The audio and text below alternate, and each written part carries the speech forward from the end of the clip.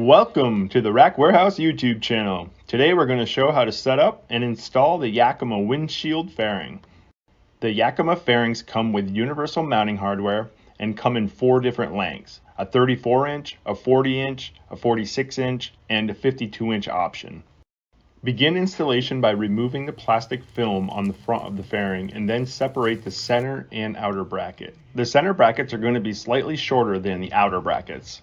Attach the center brackets first by positioning the bottom edge of the fairing and the tabs on the end of the brackets. The bracket holes should align with the holes on the fairing. When you have the holes aligned, start with the snap rivets in the open position, then place them through the fairing hole and into the brackets. To finish the rivet mount, you'll need to press down on the screw fastener with some force to secure the rivet in place. Repeat this procedure for the outer brackets. Rest the fairing on the vehicle with the brackets touching the front crossbar.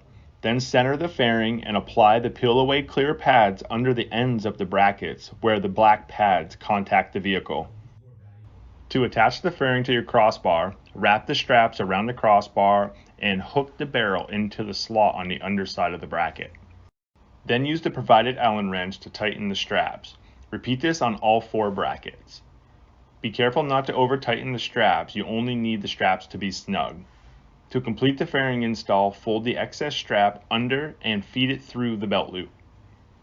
Thanks for watching our Yakima Windshield fairing video. If you have any questions, please contact us at 1-800-272-5362 or visit us at rackwarehouse.com. And always remember, we fit your lifestyle.